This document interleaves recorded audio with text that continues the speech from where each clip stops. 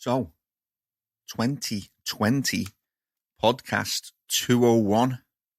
I hope you all had a good Christmas and good New Year. We have had, how long have we had off? 3 weeks. First week of January, we weren't going to do one anyway. Have a bit of a chill. And then the last 2 weeks, honestly, it's just been absolutely mental. 201, if you've been setting reminders for the live show, you'll probably see me put it back last week and just got that much going on. I didn't want to do a half-hearted podcast. And I've been, look at that for a cover. Garden Culture. That is a gorgeous cover. I've had it in the shop for about 2 or 3 weeks. And I keep on flicking it open. And we get through the introductions, some of the product spotlights. And we've got to Do Your Plants Have a Drinking Problem by Rich. It was a good article. And you know what this edition was? Just lots and lots of good in-depth articles. And I basically read one a day. Meant to read the whole magazine Monday. That didn't happen because we were busy. Thought, you know what, Tuesday's fine. That didn't happen. And guess what happened today? It didn't happen either.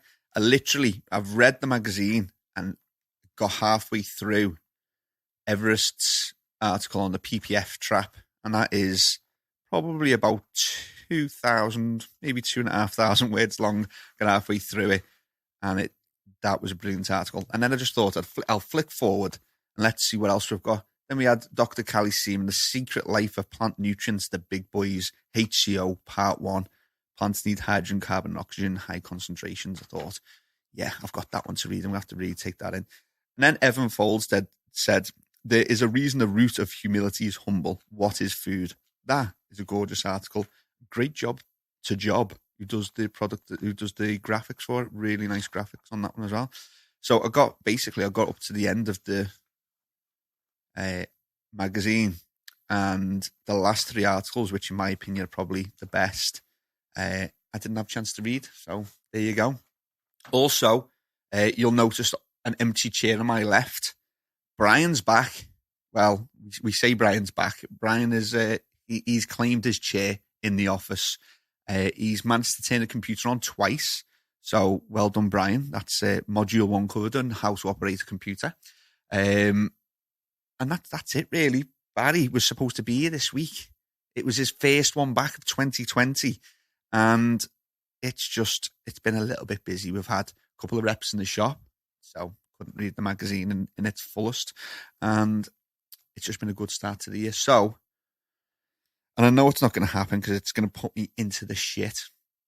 I could do the review today, but it wouldn't be as good as if I do it next week, and I don't know what to do. And because we've put it back a few weeks, I imagine there won't be that many people watching live this week. It's the first one of 2020. So what do I do? Do I answer questions, or do we do a garden culture review? Well, I'll tell you what we'll do. This podcast, the first one of 2020, podcast 201, I want to dedicate this to Nutriculture and John Molyneux. Unfortunately, John passed away over Christmas and New Year, and just after the New Year, I should say. And he was the founder of Nutriculture. He brought a lot of systems to the UK hydroponics industry, pioneer of the NFT, and really kickstarted UK hydroponics. So I just wanted to dedicate this podcast to John Molyneux and the Nutriculture family, and say that I did a little Instagram post, and one of my favorite quotes is, I don't know who it's attributed to, but it's one of my favorite quotes, and it was very apt, and I put it in the post. And it is basically, if we see further, it is simply because we stand on the shoulders of giants. So if we do good things as NPK, or if anybody with a bit of humility does good things in the industry, it's not because they are so much better than the people that have come before. It is because they stand on the work that they've already done. It's one of my favourite quotes. If we see further, it's because we stand on the shoulders of giants. And John Molyneux was definitely one of those giants. So very sad time for Nutriculture, sad time for the industry. But thank you very much for doing what you did and bringing so much innovation to UK hydroponics. So we are blessed. Thank you. Indica Head Shop afternoon. Good to have the show back. It's good to be back. It is good to be back. I had a lovely week off over New Year. I went to Yorkshire where there's very little phone signal. So even though I love all your messages, it's nice to have a little break every now and again. So it was a lovely week in Yorkshire with no signal. I've had a few people messaging me over the last few weeks. One of them I need to read out. It's one of our listeners in Australia, and he's given us, it's Russell Savage, and he's given us basically what's going on in Australia. So I want to read this out. He says, hey, I just thought I'd send you a quick text about the fire situation here in Australia. To all of that, before I start, to all of the people who listen, I think Australia is US, UK, Canada. I think Australia, we have the fourth highest amount of subscribers around the world. So big shout out to Australia. We're thinking of you this shitty time. I hope all the families and friends are safe. And I'm going to read this out from Russell Savage just to give people, the other listeners, like a bit of an inside view to what's been going on. So Russell sent, I just thought I'd send you a quick text about the fire situation here in Australia. The most local governments won't allow homeowners to remove trees or scrub if they have land. This means that on properties like my oldies, where I live while at uni, so as parents, if I go through and clear tracks and fire breaks, you need to be careful who finds out in case you get a fine. So they're not allowing you to remove trees or scrub. He lives in a rural town with no council water, no mobile service. All the dams and rivers are bone dry. The bores are almost dry. There's only one road in and out. And worst of all is all the fuel for the fire.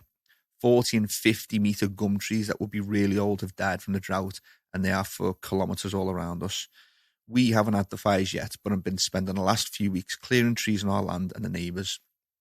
It's pretty hectic. While towns have been wiped out, the people are pissed at how our federal government hasn't done any preparation work and hasn't given the fire crews all the gear that they need. So he was just hoping that I'd do a shout out to any of the listeners from down south of the country particularly. I think the more people overseas know about it, it will help to apply pressure on our government to make changes and support those giving their lives to fight the fires. The majority of those involved are volunteers that haven't been able to go to work for weeks, if not months, often because there's no work buildings to work in.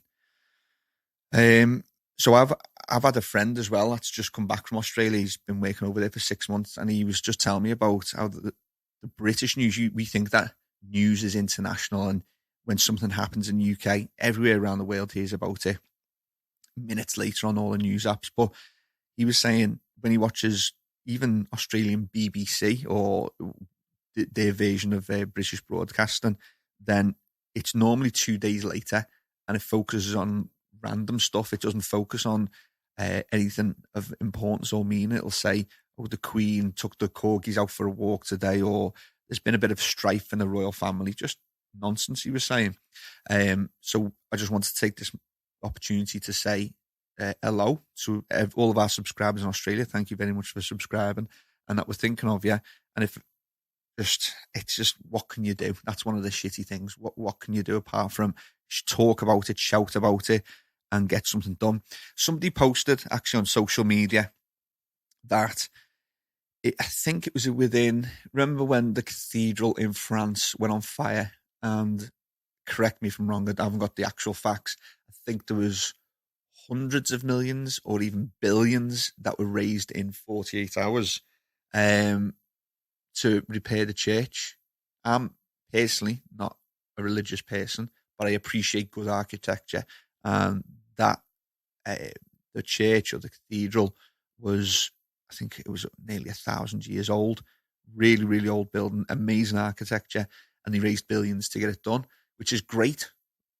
Like, take me hats off to the people that have raised that amount of money, and it would be great if you could raise equal amounts of money for other things that, in my opinion, are more important. The Australian bushfires. How come billions haven't been raised for the fire services in Australia, or efforts to help slow these fires down and put them out? So it's strange, isn't it, what we can do as a human population We can raise billions for restoring cathedrals, but we can't raise billions to prevent bushfires in Australia that are wiping out homes. People are dying from them. The sky was red at some point. I've seen pictures of the Australian sky is just red. I know that there's a fact out there: 70% of Australia is covered in smoke. And my friend was saying as well about Australia, when you look at it on a map, it's absolutely disproportionate. So I think I might be wrong on this one. I think you can actually fit about 52 UKs into Australia. He flew from South Australia, and in 12 hours, he still hadn't left Australia, just to give you an idea of the size of it. So, interesting one to think about. And I just thinking of everyone in Australia and all the people listening. Send me messages and tell me what's going on in your area of Australia. Indica said, exactly, when money is printed on paper, 56 million a year from tax to support the Queen. Don't even get me started on the Queen. Wow. She's in the news quite a bit recently, isn't she? Jesus. All that. Harry, so in the UK, obviously people that watch a little bit of news will know Harry has left the royal family. Credit to him. Get the fuck out that royal family. And he's moved to Canada with his missus. He's lost all money. He's lost all security. It's not really the podcast to start talking about that. We might have a little chat. Barry will be back next week, I promise you. We will make sure he's back in that seat, and we'll have a little chat about stuff like this when he's back, see what he thinks about the royal family. I personally, it's 50-50 the opinion. They bring in lots of money versus they take lots of money. I think it was Harry's got to pay back so many million because he had his house redone. Just wow. Like, how many houses could you build for homeless people with that amount of money? I'm not a big fan of the royals at all. So listen, what are we going to do for this podcast 201? The Nutriculture special. It is dedicated to John Molyneux. I think we'll do this garden culture podcast. Indica's just said he didn't want his pervy uncle sweating around his kids. Oh, it's heavy. I was watching, you just reminded me, I was watching Jonathan Ross, and he was interviewing David Walliams, and David Walliams has just released a children's book called The Beast of the Palace, or something along those lines. And he turned around and said, which beast of the palace are you talking about? And David Walliams went quite red and shocked. It was quite funny. But yeah, could be something to do with that, couldn't it? So let's get into it. Let's do this podcast. I'm not going to leave you all short, and I know it's been a few weeks. This is a brilliant edition. Really, I did enjoy reading it, and you can tell because it took me time to read it and actually not got through some of the editions. So we'll do a garden culture review this week, and then I will promise I'll actually read it cover to cover, the last few articles, and we'll dig into them at the beginning of next week's podcast, which is how to increase plant yields and plant health the week after that. So that's the introduction. Welcome back to 2020. You listen to NPK Live. Let's go. All good? Ready to go? Turn my voice up a little bit. Oh, got that everyone watching, the whole family. Are you ready to go? Are you built to be in the house that I built, in the booth that I built? I know people tune in every Sunday to listen, but even when business is good, we still manage to do the podcast.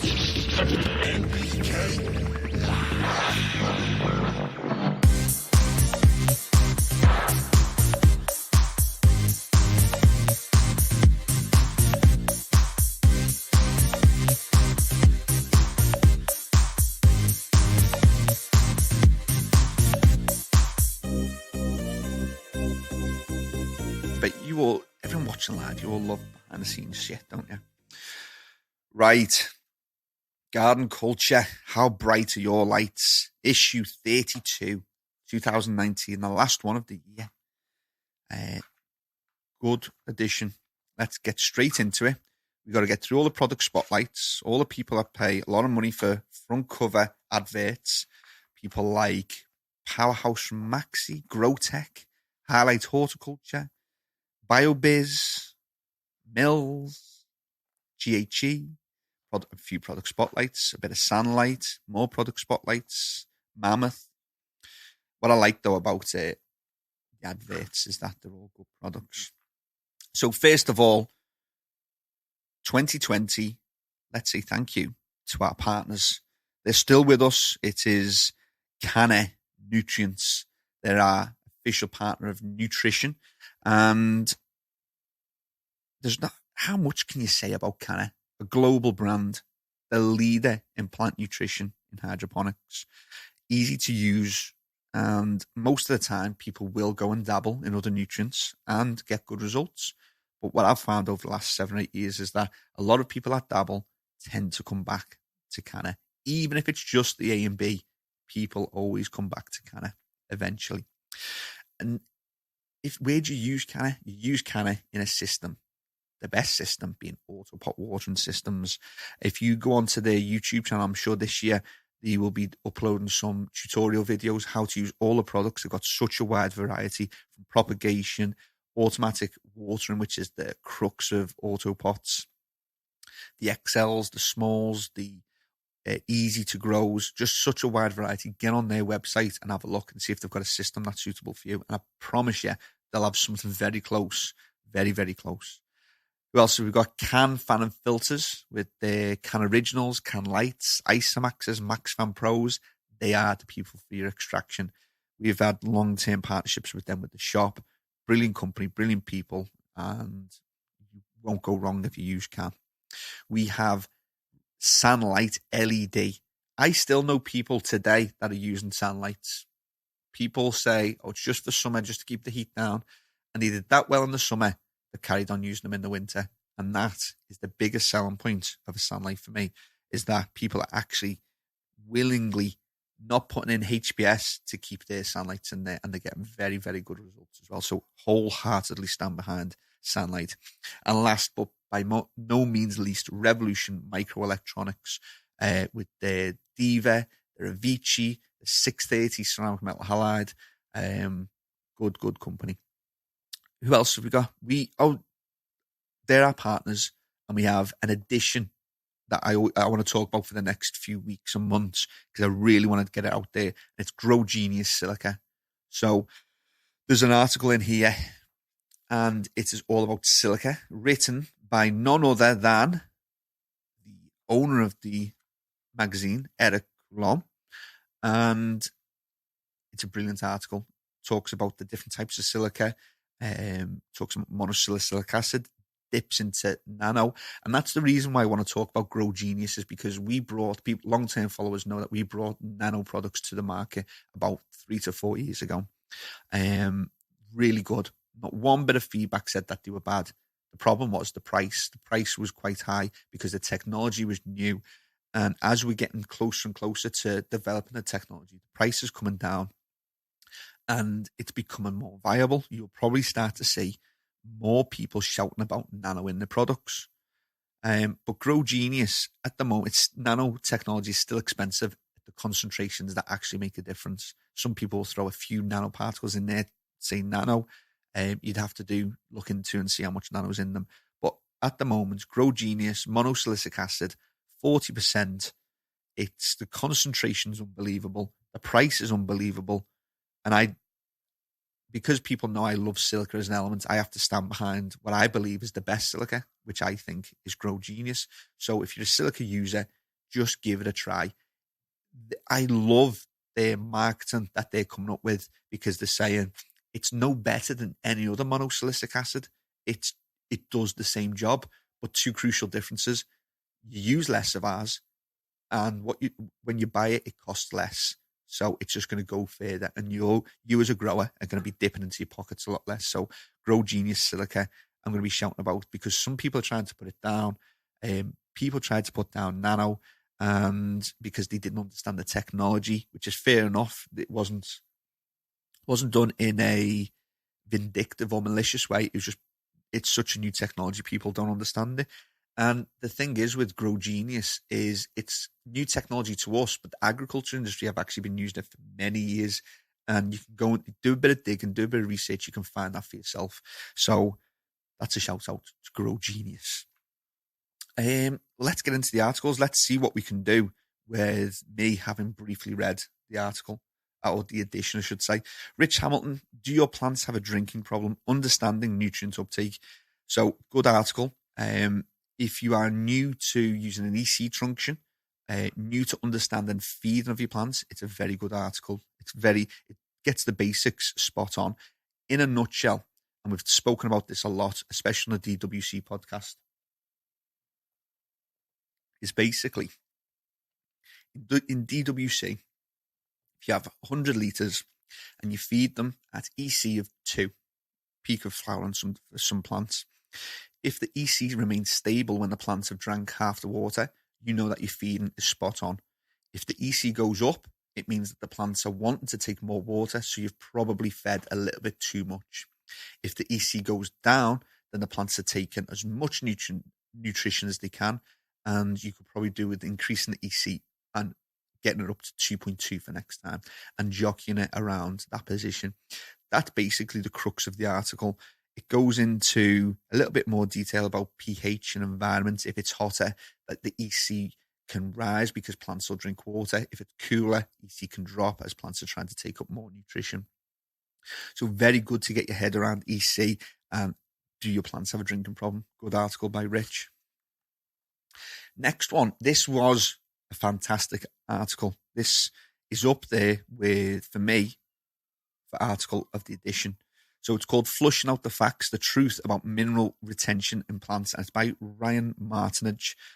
Ryan, let's go straight to his bio, is the US Sales Director for Aptus Plant Tech in the USA. And I know that Aptus are hot on their science. And it's a very good article. It's 3 pages long. We're going to put it into a bit of a nutshell. So we've had the debate on flushing before. Do you flush? Do you just feed up until the end and then cut and consume? What do you do with flushing? So to get to the point, we recommend to always flush because you can't do anything wrong by flushing. And some people will say, if you don't flush, it leads to potentially a bad taste. But I think flushing is the wrong word. When we talk about it, we like to say finishing because you're finishing the plant. People think that flushing means you are flushing nutrients out of a plant. And we've talked about it before. You know our position that you can't flush nutrients out of a plant. But this article went into a little bit more depth and explains some of the reasons why and gives you reasons why you can't flush nutrition out of a plant. So essential nutrients: boron, chlorine, copper, iron, manganese, molybdenum, nickel, zinc. They give charts on plant content, the parts per million average, and the plant content parts per million range. So what is in the plant and what the minimum and the highest that can be in the plant. And this is something I've never thought about before, but makes a lot of sense. You're trying to flush out nutrients. If you go onto your water board and look at the minerals in your water straight out the tap, it will contain boron, chlorine, copper, iron, and all these micronutrients that you're flushing out. So you're not going to flush out micronutrients because the tap water contains plenty of them. Then he goes on to talk about flushing out the bigger nutrients, and he starts the article actually saying carbon, hydrogen, oxygen. These 3 nutrients are absorbed through the air: carbon, hydrogen, oxygen. So you can't flush them out because they'll always get them from the air. So that's carbon, hydrogen, oxygen out, and that's all the micronutrients out because they're in the tap water. So we're left with the macronutrients, the NPK, nitrogen, phosphorus, potassium. You've also got calcium and magnesium and sulfur in there. Now, I don't really like to read and just dictate out of the magazine, but he comes up with some really good points. Essentially, he's saying that calcium is the bone structure. So if we flushed calcium out the plant, it would just fall to nothing. It's like flushing your bones out of your body. You'd end up with no structure. So you're not flushing calcium out the plant. Sulfur, phosphorus, potassium. They're in dry weight. They're in such small quantities that you're not flushing them out anyway. The plant has metabolized them and has used them. So he basically gets down to nitrogen. Nitrogen is one of the only elements, according to this article, that you can potentially put more than the plant needs into correctly using feed. So what you would end up with is an excess of nitrogen.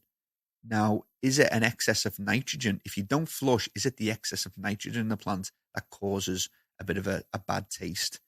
I've always thought it was too much chlorophyll. So when you flush, the chlorophyll is broken down, and then if you dry like tobacco or you leave things to ripen up, then the chlorophyll will be removed. So that's how you get the better taste. But this article goes to say about nitrogen, and it's the removal of nitrogen. He sort of summarizes by saying, however, if you use your plant, if you give perfect plant nutrition all the way through a plant's growth cycle, the plant will metabolize and use every single element as it's meant to. And once something is metabolized and used, it's part of the plant. You can't just flush it out. So if you have perfect nutrition, a flush may not be needed at the end. But he concludes the article and says, well, I don't know where to start from there. You've got to really read the article. It says flushing is not necessary, but how well do you think keeping everything in the perfect balance? So flushing, when everything's perfect, is not necessary, but how perfect have you been? How do you know you've given perfect nutrition? It's a simple process, and it can accentuate flavors you've cultivated for months. It can enhance colors. It can just enhance the whole end product. And the author says he will continue to err on the side of caution and always do a flush. Too much pseudoscience around flushing, which we want to call finishing. We'd love to change it to finishing, because you're not flushing anything out, and you're not even flushing chlorophyll out. You're allowing for chlorophyll to be broken down and removed from the plant naturally, which would happen it happens when you dry tobacco. The chlorophyll naturally degrades and it's removed, and you get a better tobacco taste. So, great article. Really enjoyed reading that, and gave some great points. You don't flush out micronutrients because they're in your tap water.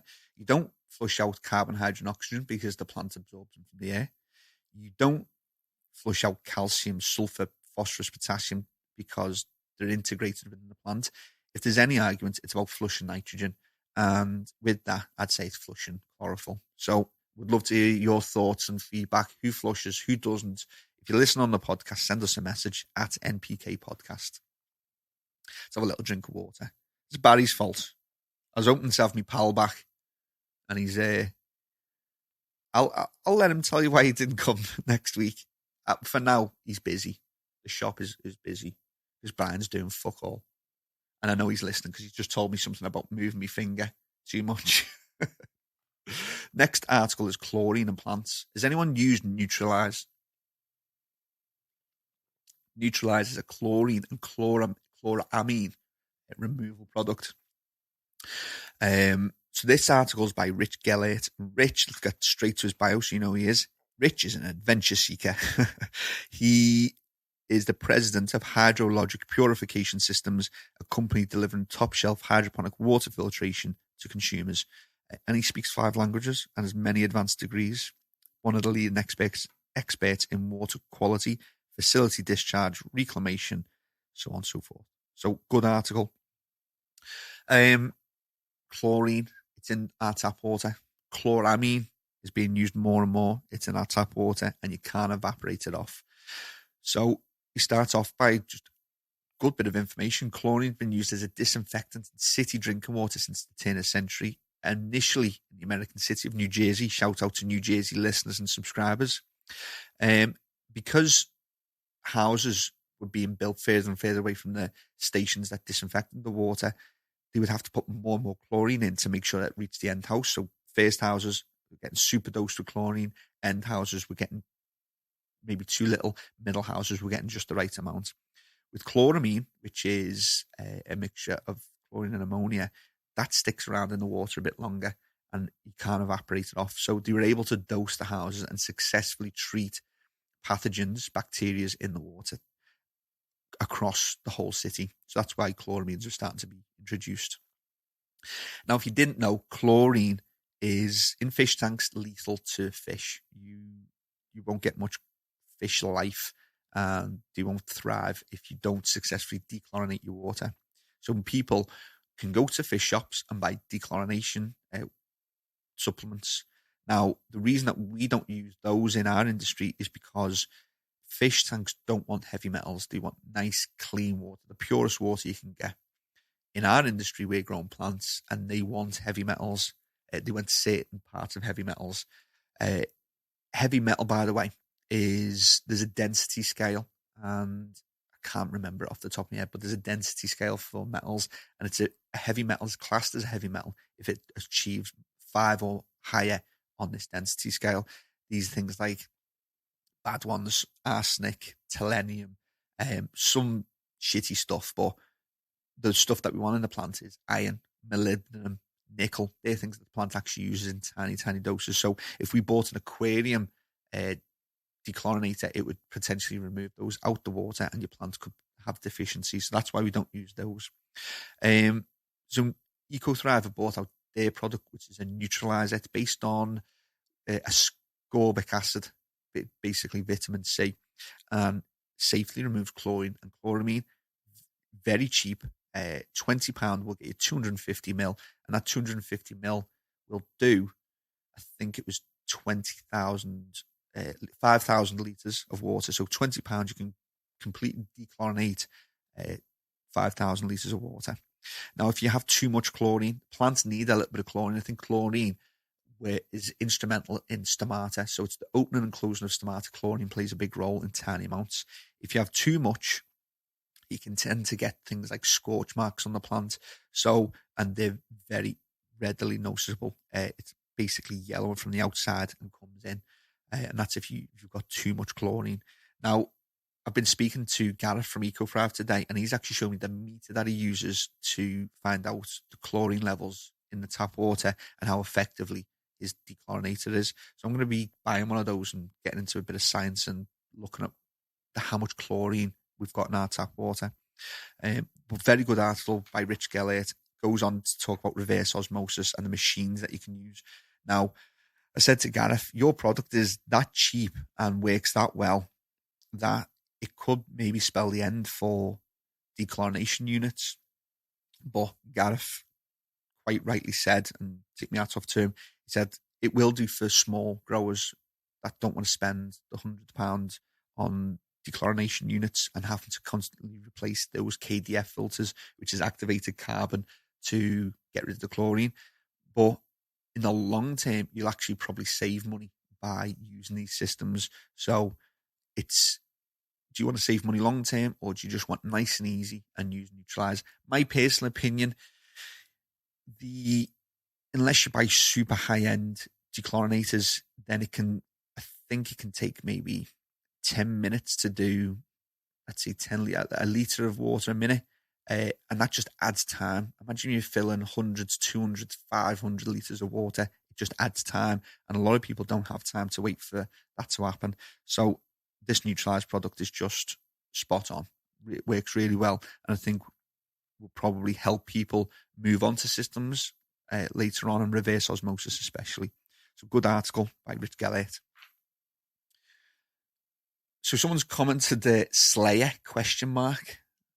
What was I don't understand what that means. It sounds like a heavy metal band. How is everyone? We've got a few people joining now.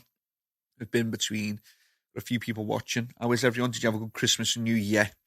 This podcast dedicated to Nutriculture and John Molyneux, if you didn't catch us at the beginning. So podcast 201 just dedicated to John, a pioneer in the UK hydroponics industry. The 7 Deadly Sins of Growing by Rich Hamilton. Good article. I enjoyed this one because it's different. And I'd like you to read, if you can get your hands on the magazine, I'd love you to read it, because I'm just going to touch on the 7 deadly sins and sort of talk about what you've gone through. But he's getting across a good message. Yeah, remain humble, listen to different opinions, and never think you're above seeking out advice. Now, what he's halfway through the article, he talks about the Dunning-Kruger effect. And if you're a long-term listener to the podcast, you'll know I've talked about the Dunning-Kruger effect many, many times. And I'm a big fan of making people realize what it means. Everybody goes through the Dunning-Kruger effect. And it's essentially, if you're new to listening, the Dunning-Kruger effect on a graph essentially looks like two camel's humps. So as you enter an industry or a new technology or a new language or whatever it may be that you're learning, you'll go through rapid increase of knowledge for the first few weeks or months or even years if it's a big project. Rapid growth. When you hit that first peak, it can feel as though you know a lot, and you've read books and you've done the work and you've listened to podcasts, whatever it is you do to learn. You feel like you know a lot. This could take 6 months, it could take 5 years to get to the first peak. What people do is when they get to that first peak, if you're not humble and seek out other advice, you will remain at that first peak forever. And you'll think that you know it all. That's where the know-it-alls come from. They never, ever take the slide down to the bottom. The people who take the slide down to the bottom are the people that seek out extra information. They read more books. They look for different opinions. And they don't think they know it all. So they'll have conversations with other people. And there's a good saying, the more you learn, the less you know. Because as I've been in the industry with the shop for 7 years now, and I've been through the exact same stuff. I've read magazines, read books. We started the podcast. I listened to YouTube, fully immersed myself in the nooks and crannies and the politics of the industry. You get to a point where you think, I've got a good grasp on everything, to be honest with you. But then I always want to learn that little bit more. So you'll start sitting down with people like Theo, who used to work at Gavita, now works at Fluence, and he'll start talking many, many years ago about PPF, PPFD, and you're like, okay, tell me more. And he'll tell you a bit more, and you're like, I didn't know that. And then he'll tell you a bit more that just blows your mind, and then tells you a little bit more, and you're like, wow. And he's like, this is just the beginnings of lighting. And you're like, this is one subject within indoor growing, and I know nothing. So then you take a very quick and very sobering slide down the Dunning-Kruger graph, and you realize you know nothing. And I'm probably a little bit, I'm on the start of that second graph now. We're on the start of the way up. And that second peak is for people. The people who are on the second peak are people who've been in the industry for 20, 30, 40 years and truly know ins and outs, and probably have knuckled down on one subject like Theo has with lighting. So that was the best thing out of this article, is reminding people about the Dunning-Kruger effect. The more you learn, the less you know. You don't know it all. I've immersed myself into this great industry for 7 years. I feel like I'm only just on the start of the way up the second peak. And in 10, 15, 20 years, I may hopefully get to the top of that second peak. So never ever think that you know it all. And that's the first one that he talks about, pride. Don't think you know it all. The second deadly sin is envy. Don't compete with others. Very, very good top tip. If you're new to growing, you've probably got a friend that's been doing it a while. Or you go to YouTube and you look at these YouTube growers that have been doing it for a bit of time as well. And you'll try and compare yourself with them. The problem is every environment's different. Every genetic is different. They will use different feed. There's just such a wide variety of stuff that can go wrong that it's good to learn from your friends, but it's most important is to do your own learning and don't envy others. Somebody could have been doing it for 20 years and has got 20 years of experience. When you've had 20 years experience, you've probably forgotten more than people know who've been doing it for 5 years. And it's a very big subject, indoor horticulture. So don't compete with others. Don't be envious. Just crack on doing what you do and do it well. Gluttony, the third deadly sin. Don't overfeed plants. Very, very easy to do. Whether it's overfeeding your plants and getting that EC too high, you're adding too much A, too much B. Particularly, most people add too much PK because obviously more PK equals bigger plants and bigger fruits. But I like to compare that to Calpol or paracetamol for adults. If two tablets take the headache away, surely 10 tablets would make the headache go away quicker. We all know it's not true. If you take 10 tablets, you're going to be in hospital, getting your stomach pumped. And it's the same for plants. There's a certain amount that the plant needs to use to be healthy and successful. If you overfeed your plants with mineral nutrition, then they're going to burn the edges. That's what you'll get. You get burnt tips, brown tips, and at the beginning you get yellowing tips, and eventually they will die. If you overwater, then you'll remove all of the oxygen from the growing media, and you'll tend to get yellow on plants, and there you'll get a nitrogen deficiency. So don't overfeed your plants. Do not slip onto the third deadly sin of gluttony. The fourth deadly sin of lust. What could that be? What could you lust after in the indoor grow room? Don't harvest early. There's a big debate on this one. I don't know at all, but I have an opinion I am more than happy to discuss and to debate with people. So if you have a tomato plant or a fruiting plant that takes 8 weeks to flower, how long would you feed those plants for? How long would you keep those on nutrition? So I would feed for 8 weeks, and then I would start a flush, but we want to call it a finish, on week 9, and make sure that we're getting the most out of our plants, not harvesting early. Some people on an 8-week flower will feed up until week 6, lower it down to week 7, maybe give it a little bit of a flush on week 8, and then harvest. Now, I don't think I'm right, and I don't think they're wrong. I just think there's maybe we need to meet in the middle a little bit. I'd love to know what other people think. What do other people do? Do you agree or disagree with me? For certain plants, there's very good ways of knowing when the plant's ready. And if you do a bit of research, you'll know those. With certain plants, and I love talking about tobacco because we spent so much time with it. It's probably the biggest crop we've grown indoors when we were working with a pharmaceutical company. They had trichomes on them, and the trichomes would turn a different colour when they were starting to get towards the end of the life cycle and when they would harvest. And tobacco will also produce a gorgeous pink flower at the top as well.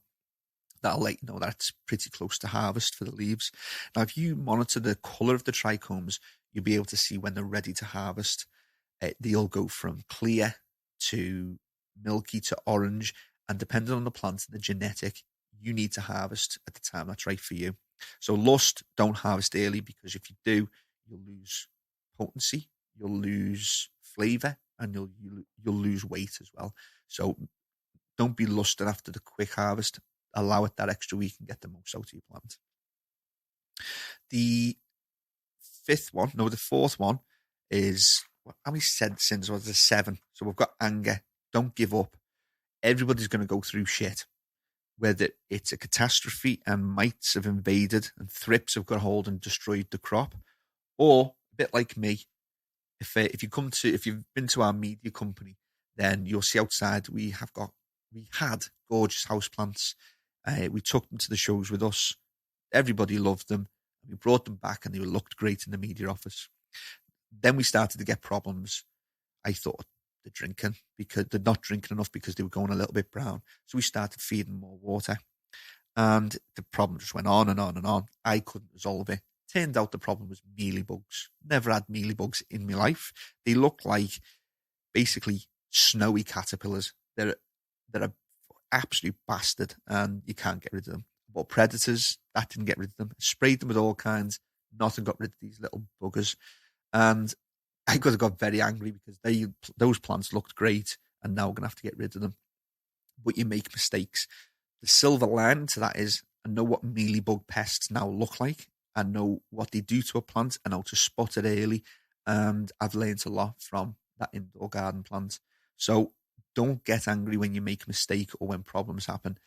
It's easy to get angry. Try and be a bit more zen about it. Try and learn from it, and make sure you don't ever. The time that you can get angry is if you make that mistake again the second time. Learn from your mistakes and just try and take a chilled approach to it, and take it easy. Don't become angry and start throwing pH pens everywhere. Sloth. Don't become complacent. Being sloppy in the grow room can cause problems. Rich says, make a checklist, write a weekly planner, set the alarm, get a routine going, follow it. There's not much else that can go wrong. So very easy for people. And this sort of lends itself to pride. You think that you know it all and you become complacent.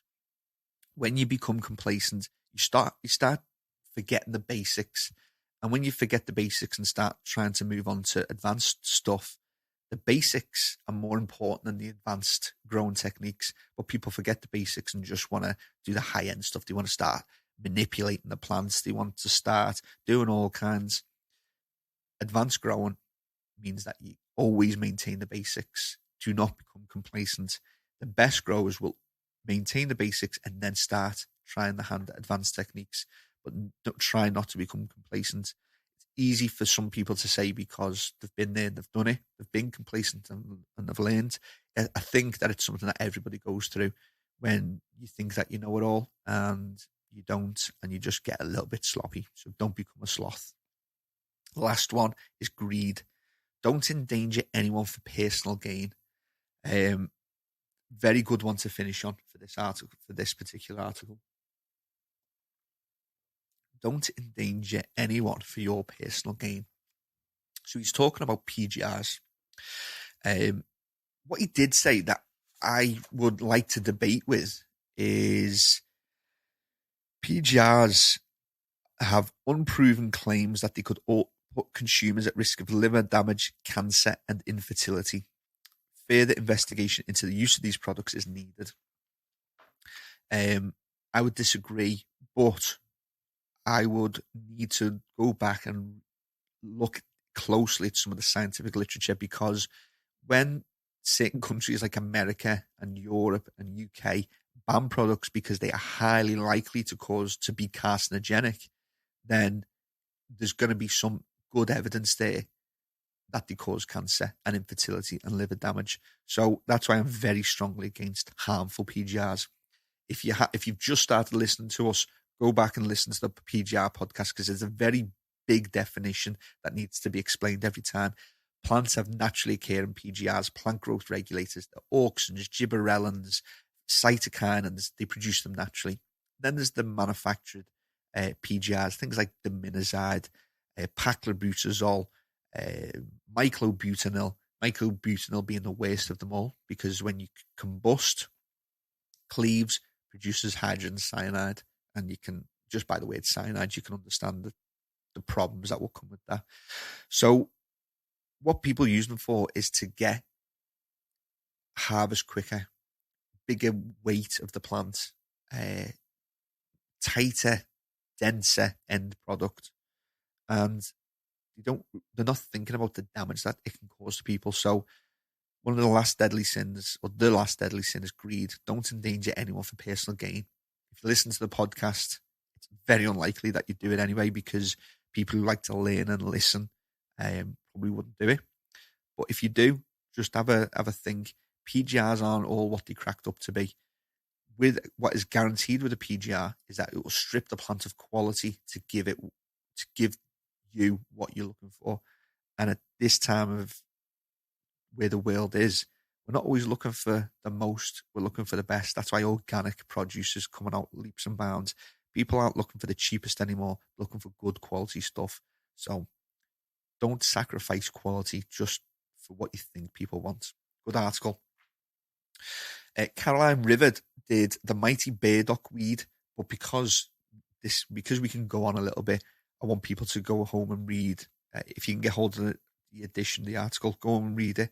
The burdock weed, the medicinal part of burdock. I particularly like dandelion burdock. It's one of my favourite drinks. Another one by Albert Mondor, Clean the Air with Plants.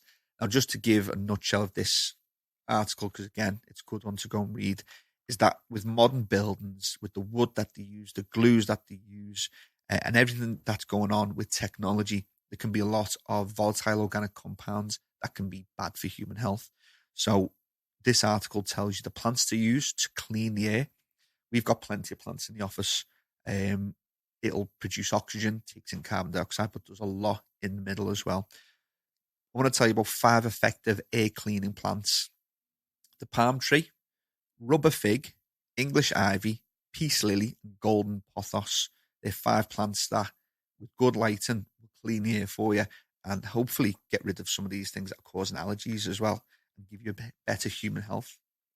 Next one was by Catherine Sheriff's Composting in the Cold. If you are an outdoor gardener, definitely worth a read. But for this week, we'll skip over that one. And we're skipping over a few because garden culture is thick. Look at that. People say it's got a lot of adverts in it. And I say to those people, are those adverts for baked beans or are those adverts for tables, laptops, random shit? It's not. Every single advert in garden culture is industry related. So it just makes me laugh when people say, oh, it's just full of adverts. Well, that's the point. You get this magazine for free, which is amazing because you've got some phenomenal writers in here. And you should look at the adverts, not like they're selling to you. You should look at them as like sticky notes. So BioBiz Organic, probably one of my favorite adverts.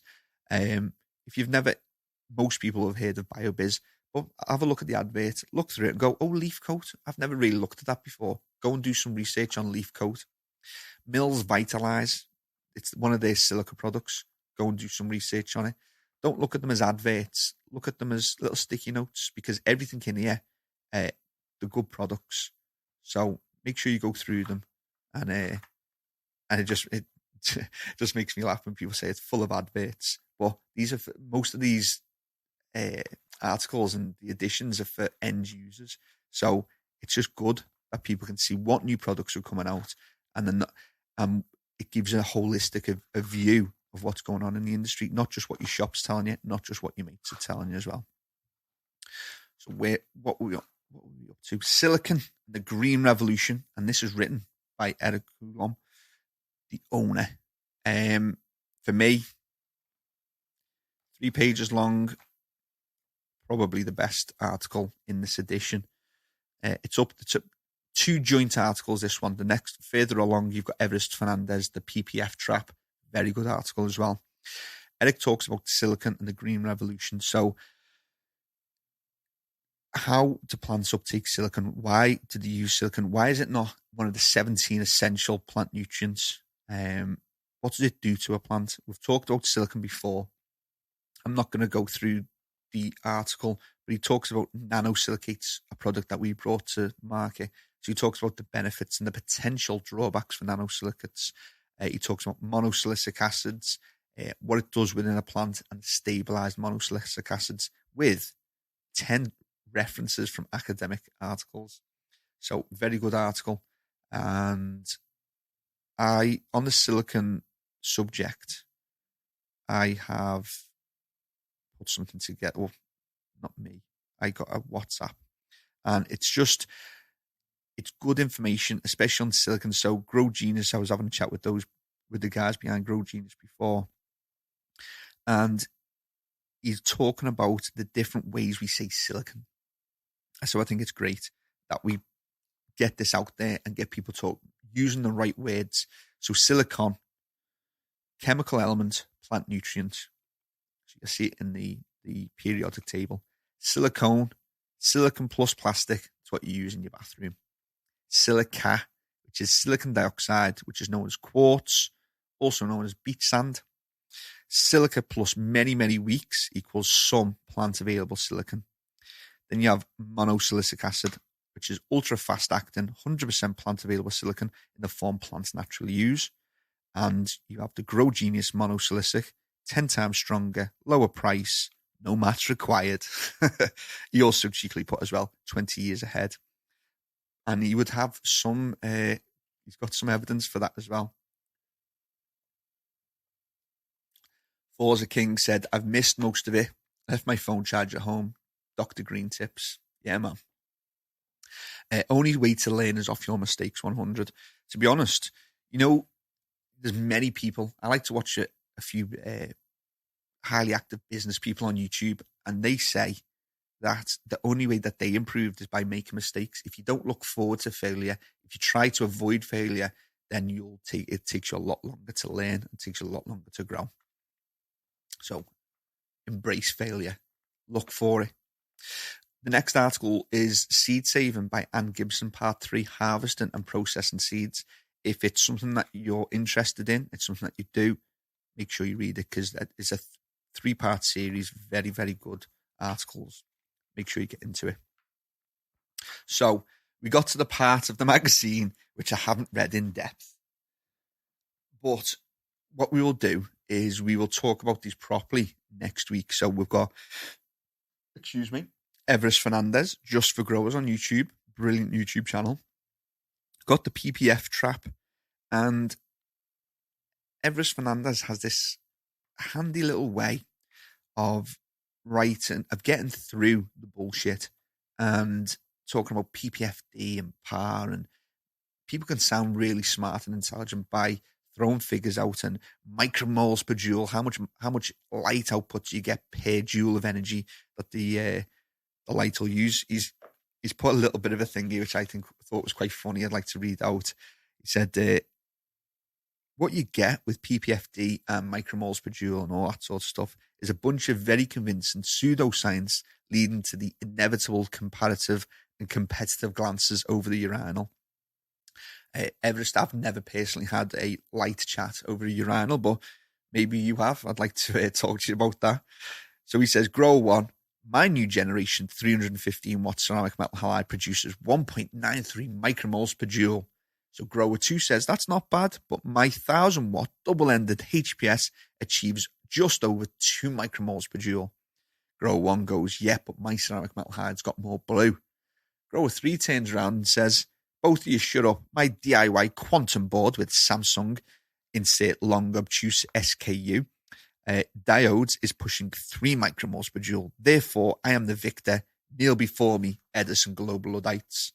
And you may not have sort of get onto what he's trying to get through there, but just the constant competition of people online talking about my light this and micromole per joule that.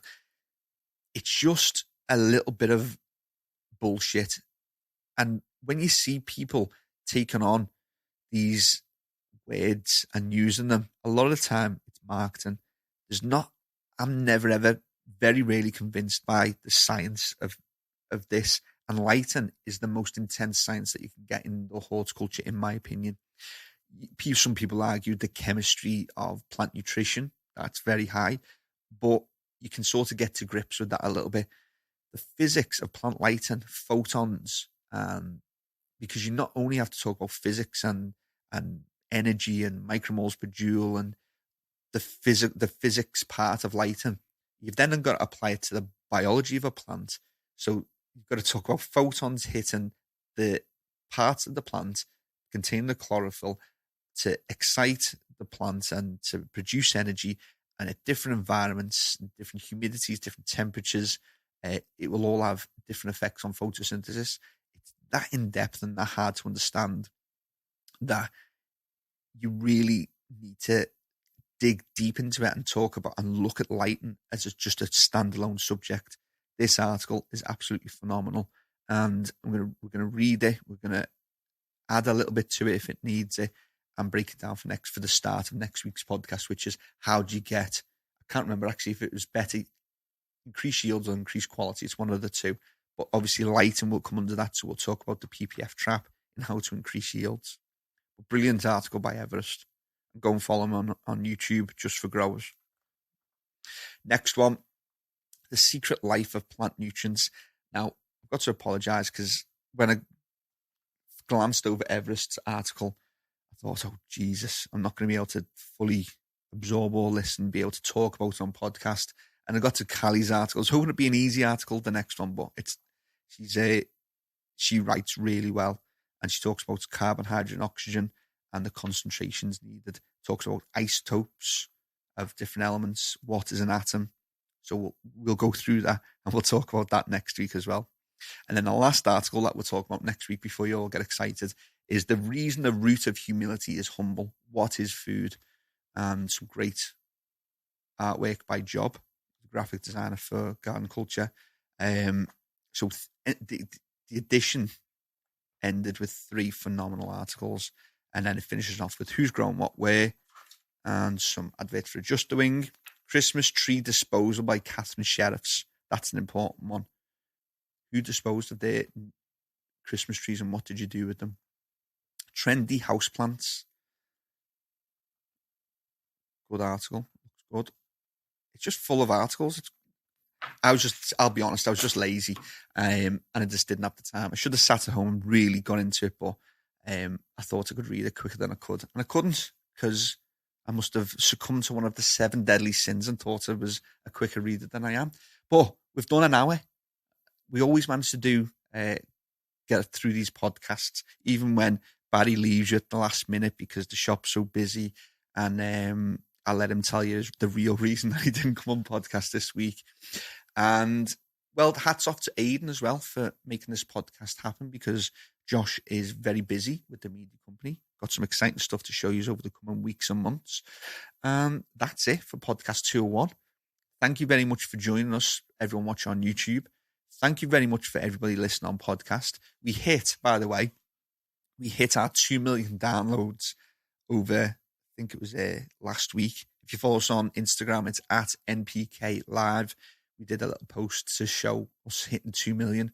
Very, very happy with that. Thank you very much from the bottom of my heart, everyone that subscribes, everyone that listens every week, everyone that tunes in live and gets involved in the conversation. We're back. It's 202 next week, and it'll be on plant yields or plant health, and how to plant yields or plant quality, how to increase them, which is basically it's what we do for. How do we increase yields? How do we increase quality? So that's me signing off for this week. We'll be back next week, definitely with Barry. He will be sat here, even if I have to drag him kicking and screaming. Brian, you're going to have to start doing a bit of work, mate. I think Barry was reluctant to leave you by yourself with Jalal. Let him do all the work. I'll see you all next week. Take care, and have a good Sunday if you listen on Sunday, and have a good rest of the week for everyone watching live. Bye-bye.